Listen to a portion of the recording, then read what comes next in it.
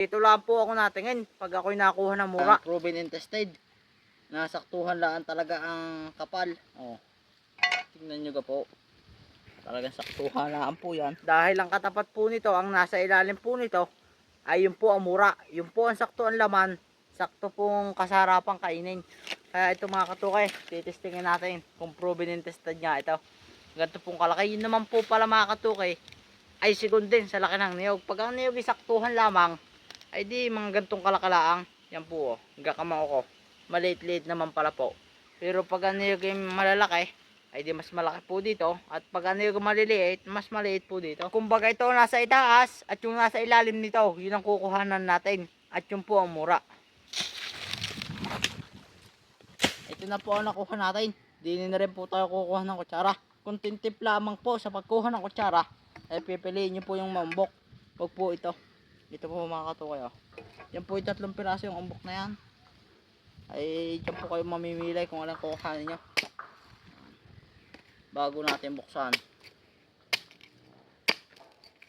Diniho sa amin hindi naman masyadong masabaw ang buko. Katamtaman lang mga katukay, saktuhan lamang. Ito, sumirit na. Tingnan nyo po mga katukay. At talagang proven and tested.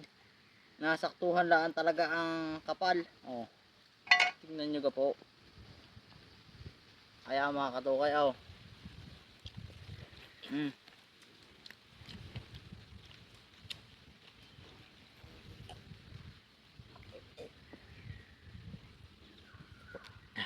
Sa paggawa nga pala po mga katukay ng kutsara ay garni lamang.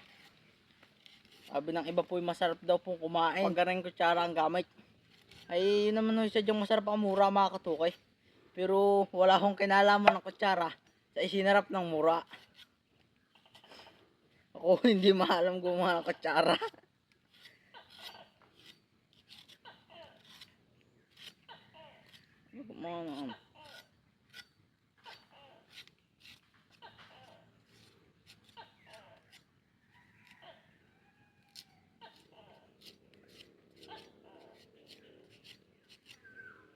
Yan, ito bibiyakan natin kung sakto nga agad talaga. Yan po oh, talagang saktuhan lang po yan. Yan po ang kasarapan mga katukay. Hindi ho sobrang lambot at hindi rin naman matigas. Sakto nga lang po. Kung tawagan ni mura,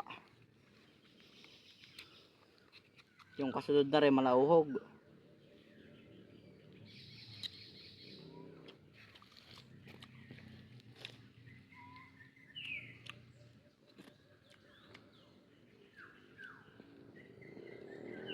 Wow.